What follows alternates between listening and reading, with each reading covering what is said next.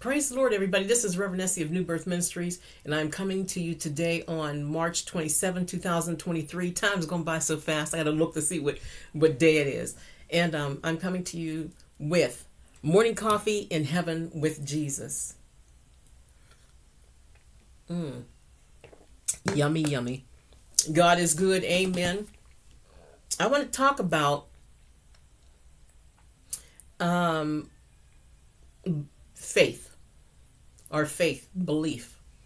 I don't know if many of you know this or not, but you have to exercise your faith. Just the same way people go to the gym and they exercise in the gym, we have to exercise our faith as well. Amen. Now, there are some people out there saying, well, this person gets blessed more than I do, and when I do this, nothing ever happens to me, and on, blah, blah, blah. But what they don't realize is everybody is at a different level of faith. Amen. Now, I might be on a higher level than maybe some of you, and some of you might be on a higher level than I am. We all have a different level of faith. Amen. So I want to read from Matthew chapter 17. And I'm going to read 14 down to 21. Okay. Or whatever the Holy Spirit leads me to do. Amen. All right. So it starts out like this. It says, "And when they were come to the multitude, there came to him a certain man, kneeling down to him and saying, Lord, have mercy on my son, for he is a lunatic, and sore vexed, for oftentimes he falleth into the fire, and often into the water. And I brought him to your disciples, and they couldn't cure him. Then Jesus answered and said," and you don't want him to tell you this, right? "O faithless and perverse generation, how long shall I be with you? How long shall I suffer you? Bring him here to me." And Jesus rebuked the devil. Notice Jesus rebuked the devil. He didn't put up with him. He didn't hold a conversation with him. He rebuked the devil, and he departed out of him. And the child was cured from that very hour. Notice it says the child was cured from that very hour. We have 24 compartments in a day, 24 hours in a day, and 24 blessings and 24 miracles, and plus some can happen to you in a day. It depends on your faith in God. Are you moving mountains? I mean, God told us that we could move mountains with our faith. And you want to know, some people read that and they think it's a fairy tale. They think it's like a children's book or something, but it's very true. I notice the older I get and the more I experience, the more blessings come to me because I'm waiting for them. I have faith for them. Amen. And then came the disciples to Jesus apart and said, they took him aside. Okay, they took Jesus aside. You know, when we have a conversation with somebody, Matthew 18:15, we're supposed to take them aside and talk to them privately. It says, then came the disciples to Jesus apart and said, why couldn't we cast him out? And Jesus said unto them, because of your unbelief. Because of their unbelief. How is your faith? Are you listening to the evil whispers that the devil does every day to God's people? I know I'm not the only one, and I know there's other people out there who've experienced it as well. He tells you you're never going to be a singer. You're never going to be a mother. You're never going to have kids. You're no good. Your family doesn't love you. Your husband doesn't love you. Your wife doesn't love you. Your children don't love you. Something bad is going to happen to your children. You know, he has the weirdest things that he tells us. Amen. And we can't pay attention to the negative things in life. We have to pay attention to the Spirit of the Most High God, the Ruach HaKodesh that lives inside of us, the Holy Ghost of God that lives inside of us, that speaks to us every day, if you allow him to, if you want him to. Amen. He's directing our paths. Order my steps. Remember the song, Order My Steps, in his word? The Holy Spirit every single day is ordering your steps. What kind of relationship do you have with him? Do you talk to God? Do you pray? Amen. Hallelujah.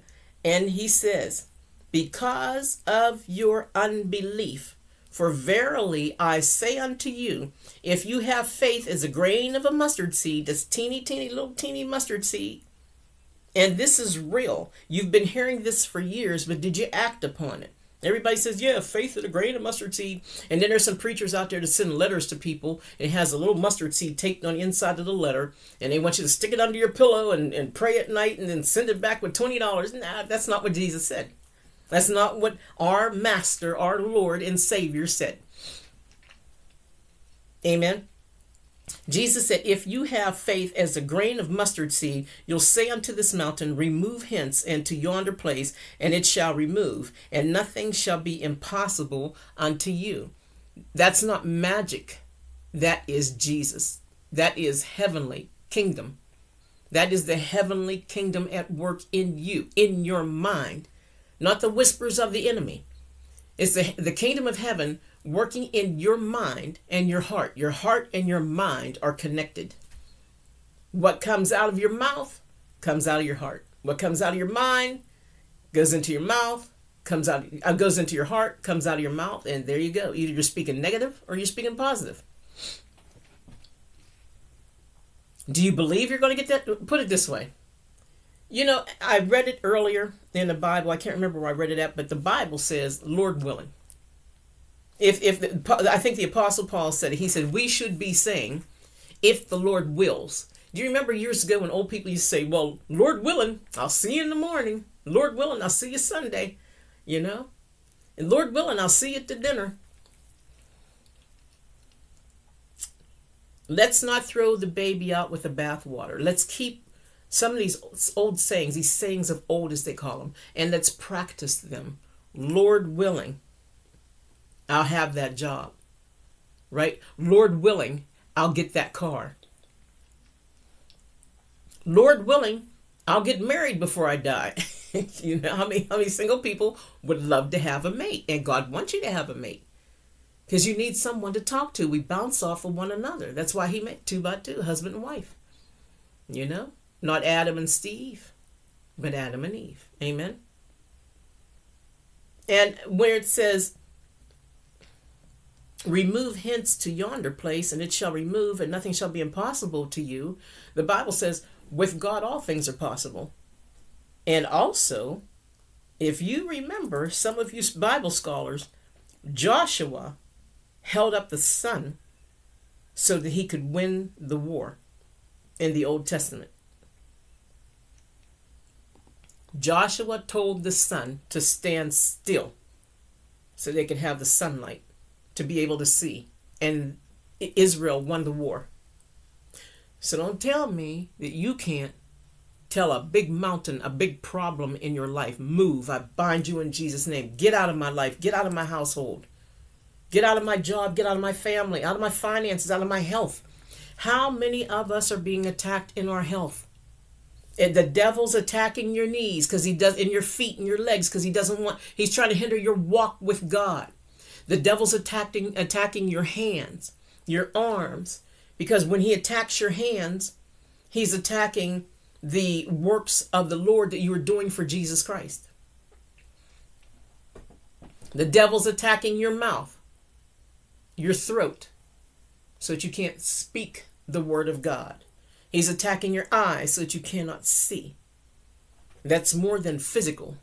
He's attacking us spiritually.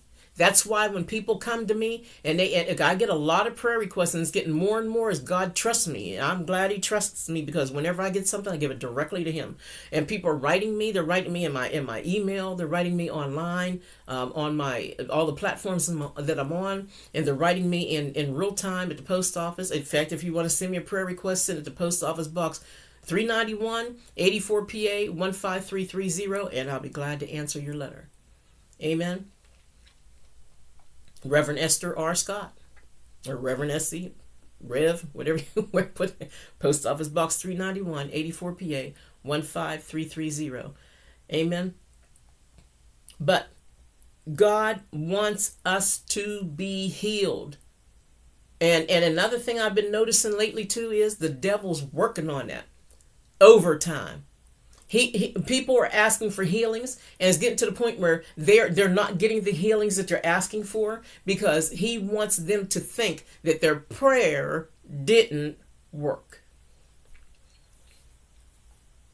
He's trying to get you into unbelief, the same way the disciples were in unbelief here, and they couldn't heal the boy that was being thrown in a fire, and he might have had I can't think of what they call it, epilepsy or something. And one time he was in the water, next time he was in the fire, and he tried to get them, as Jesus said here, because of your unbelief. He was trying to get them to not believe in the power of Jesus Christ.